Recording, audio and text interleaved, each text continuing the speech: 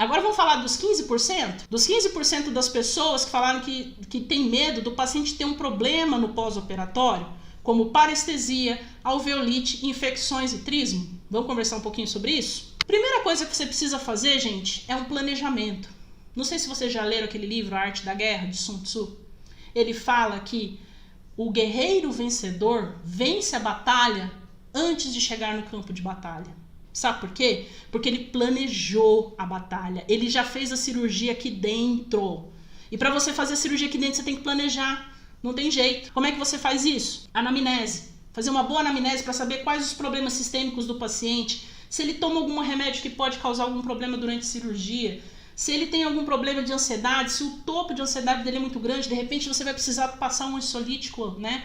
No pré-operatório. Se o paciente tem, por exemplo, um problema de válvula no coração e que vai precisar fazer antibiótico-terapia para evitar a endocardite bacteriana. Então, é importante você fazer uma boa anamnese. O exame osteoral, dos problemas que você precisa ver, a palpação sublingual. Por quê? Dentes, guarda isso, dentes inferiores, quando eles infecção mesmo, braba, um cisto, fístula. Na hora que você vai fazer apalpamento, você vai sentir umas bolinhas. O que é isso? São os gânglios linfáticos sublinguais infartados. Isso quer dizer que esses gânglios estão jogando células de defesa lá dentro para tentar combater a infecção. E eles estão infartados de tanto trabalhar. É assim que acontece quando o seu músculo, por exemplo, fica infartado, né? De tanto trabalhar. Então acontece isso. Aí você vai sentir, você fala, infecção. Tá infeccionado. Superior é onde? Normalmente é cervical, você vai apertar aqui, você vai sentir umas bolinhas no pescoço, o paciente fala que tá com o pescoço duro, normalmente são os dentes superiores. Graças a Deus não, tá? A Camila tá perguntando se algum paciente infartou na minha cadeira. Não, graças a Deus esse mal eu não tive, mas eu tomo tantos cuidados no pré-operatório, né? A gente faz anamnese, pede os exames, vê como é que tá a saúde do paciente, faz todo um cuidado que eu tenho uma relação de muita confiança com os meus pacientes. Eu confio neles, eles confiam em mim. Então, eu acredito que isso faz com que diminua a ansiedade, né? Diminua essa questão do nervosismo e tal. E graças a Deus, nunca peguei um paciente que teve esse problema. Mas se pegar, eu sei como resolver, né? Eu sei fazer reanimação, sei fazer a respiração, até o pronto-socorro chegar. Tá bom? O exame extraoral tem mais um problema. Não, isso é mais intraoral, né? Outro exame intraoral fundamental para você evitar o trismo, que é aquele travamento, né, da articulação. A pessoa volta no dia da cirurgia para remover o ponto assim. Doutora, eu não consigo abrir a boca. Parece o Roberto lá da escolinha do professor Raimundo. Professor, eu não consigo abrir a boca. Eu estou com dificuldade de comer, não entra nenhuma colher. Por quê? O que está acontecendo? Você forçou tanto a articulação do paciente para baixo que acabou machucando aqui essa região. E por que isso acontece? Porque o paciente às vezes tem uma abertura de boca pequena. Isso pode acontecer também, dar uma queilite angular, né, que é aquela machucadinha aqui no canto da boca. E isso acontece porque o paciente tem boca pequena. E como que você vai ver isso? No exame intraoral. Você fala pro paciente, abre a boca. Tem que caber 3 dedos, tá, gente? É o exame dos 3 dedos. Por quê? 3 dedos dá mais ou menos 4,5 centímetros, que é a abertura de boca ideal, né, para você conseguir fazer os procedimentos, principalmente em dentes posteriores. Se você pede para a pessoa abrir a boca, ela faz assim, ó. Não. Aí você fala assim, não, o paciente abre a boca. Aí ele faz assim, ó. Não, é para você abrir a boca. Aí a pessoa abre o olho, assim. Doutora, eu tô fazendo o máximo que eu posso. Aí não dá, né, gente? Como que você vai fazer cirurgia num paciente desse? Você tem que encaminhar ele para o hospital para poder fazer sobre anestesia geral. Senão você vai ficar forçando a articulação dele, vai machucar o lábio, vai machucar a bochecha, vai machucar por dentro, vai machucar por fora e não vai resolver o problema. Entendeu? Aqui você já elimina os problemas da sua vida. Como, por exemplo, o trismo, como, por exemplo, a infecção. Aí eu já te dei 2 pontos para você conseguir avaliar a situação. Outra coisa que você precisa saber, tá? Na hora que você vai fazer os procedimentos cirúrgicos. Você tem que saber as etapas cirúrgicas. Você sabendo as etapas, fica mais fácil para você sequenciar a sua cirurgia. Primeiro eu vou anestesiar, qual bloqueio eu vou dar. Depois eu vou fazer incisão de alívio, relaxante ou envelope, tanto faz, aquela que vai facilitar mais a sua vida. Descolamento, osteotomia, odontodissecção, luxação. Você precisa saber buscar os princípios de cada uma destas. Principalmente da anestesia, principalmente da incisão. Se você babar aqui, ó, na incisão, você dana todo o resto. Se você fizer uma incisão ruim, seu descolamento vai ser ruim. Você vai lacerar tecido, vai sangrar mais, vai dificultar você fazer a osteotomia e odontosecção. Dificultando você fazer a osteotomia e odontosecção, você vai lacerar mais tecido.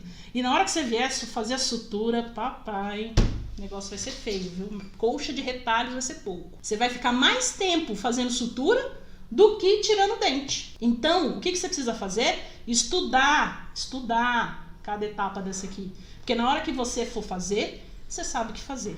Você vai conseguir fazer uma incisão que é bem diferente dessa aqui, né? Vocês sabem que essa incisão aqui, ó, tá errada, não é? Por quê? As incisões, elas têm que entrar 90 graus, você tem que inclinar 45, você percorre o desenho da incisão, levanta 90 graus de novo e tira. Esse negócio de fazer reto assim não existe. Assim você faz uma sutura, você faz uma incisão irregular. Da maneira como eu falei pra vocês vão fazer o rebordo totalmente irregular. Mas, mais uma coisa, né, que é importante você saber. Então, outra coisa, gente, a partir do momento que você observou diferenças e dificuldades no seu paciente, por exemplo, o paciente tem dificuldade para abrir a boca, o paciente tem dificuldade, tem muita bochecha, o paciente tem uma coroa protética do lado lá que tá cai balão, sabe aquela coroa que faz, se você fizer, ela cai? Aí do lado tem o dente que você vai ter que extrair. O mínimo é você avisar a pessoa, olha, tem um dente aqui que tá prejudicado, o dente da prótese, e pode ser que na hora que for fazer a remoção, esse dente solte. Ou frature, depende da situação, depende de como tá o dente. Mostra a radiografia pro paciente. E fala pra ele, olha, se soltar, a gente pode colar, você vai ter que ter um acréscimo aí, porque você vai ter que colar a prótese. Agora, se fraturar, você vai ter que fazer um implante, porque o dente já está fragilizado. Conversa com o seu paciente. Mais do que isso, dá por assinado para ele, dá por escrito para ele assinar. Sabe por quê?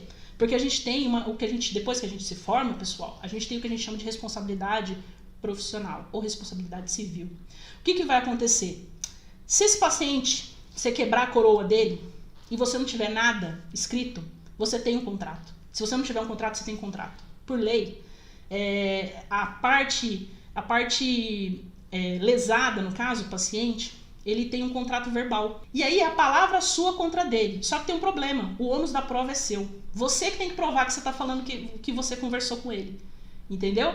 E aí o que acontece? Você não tem uma radiografia, você não tem um contrato, um termo de consentimento livre esclarecido, e você não tem um contrato do que você fez. Aí o que acontece? Nada, né? Acontece que ele ganha a causa. Então, gente, é importante, né? Principalmente quando existe esse risco. Eu faço de risco cirúrgico lá dos pacientes que vão fazer extração de terceiros molares, porque existe o risco de você ter uma parestesia. O dente tá ali naquela posição, não fui eu que coloquei ele ali, foi Deus. Então, por que eu vou ficar culpado com isso? Não. Divide a responsabilidade com o paciente. Fala, o seu dente está numa posição que é difícil.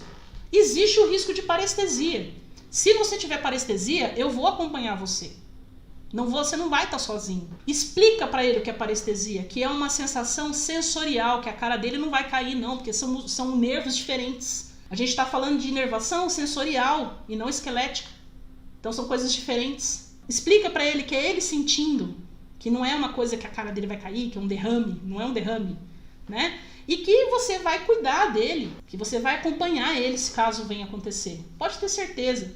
Tudo que você avisa o seu paciente, anota isso daí. Tudo que você avisa o seu paciente antes, mostra que você é um bom profissional. Ele vai, se acontecer com ele, ele fala assim, olha, bem que o doutor falou que podia acontecer. Bem que a doutora me avisou. Agora, tudo que você avisa depois que você fez o procedimento e que deu problema, você é um péssimo profissional. Você fez um erro na boca dele e agora está querendo tirar o seu da reta. É bem assim que o paciente acha. Então, gente, se tem uma coisa que eu posso deixar para vocês aqui, para que vocês eliminem esse medo de vocês de parestesia, né? Seja honesto. Fala das dificuldades. Porque elas estão ali. E não foi vocês que colocaram elas ali. Entendeu? Seja coerente e correto com o seu paciente. Se você for assim com ele, ele vai ser assim com você. Outra coisa fundamental, gente, é você passar as orientações pós-operatórias para o paciente. Tem muita gente que acha que a cirurgia acaba na hora do último ponto e da entrega da receita. Não é assim. Você precisa acompanhar seu paciente, saber que está tudo bem. E caso ele tenha alguma reação, como depois de 2, 3 dias, febre, inchaço, edemasiado, entre outros sinais de que há uma infecção presente, é importante você agir. É importante você interferir. É importante você examiná-lo. Então, é fundamental você passar essas informações. Se possível, passe as informações pós-operatórias por escrito.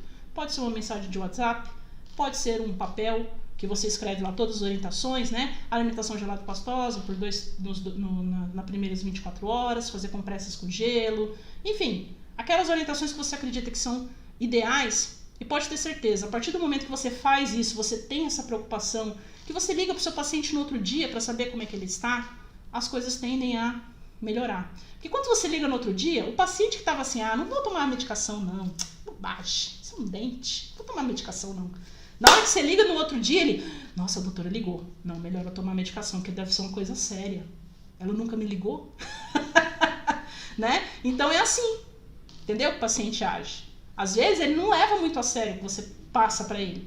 Mas se você se preocupa, passa as orientações certinho, dificilmente, olha só, a Dudinha tá falando que o professor da faculdade acabou de falar sobre isso, tá vendo? Como é importante? É fundamental. Você passar o pós-operatório a toda a sua cirurgia vai depender, às vezes, gente, se você fala para o paciente não mexe na região, não mexe, porque senão você vai soltar o coágulo do lugar. O que é alveolite? A gente já falou sobre isso hoje. É a dissolução do coágulo.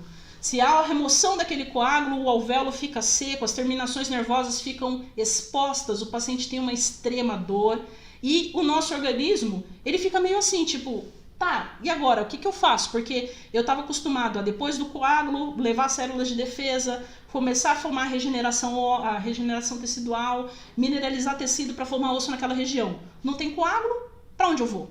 Ele perde meio que o sinal, ele não sabe para onde ele vai, entendeu? E aí, fica lá, o paciente com dor, o alvéolo seco e sem saber meio o que fazer. Por que isso aconteceu? Porque o paciente olhou lá o buraco, ai, que buraco nojento, vou meter um cotonete aqui para limpar. E aí, ó, na sua cirurgia. A cirurgia que estava linda, que você executou com todos os processos, né? Você fez todas as etapas de forma correta, mas aqui, ó, você falhou. E aí, babou. Danou tudo. Tá? Então é fundamental você entender isso aqui.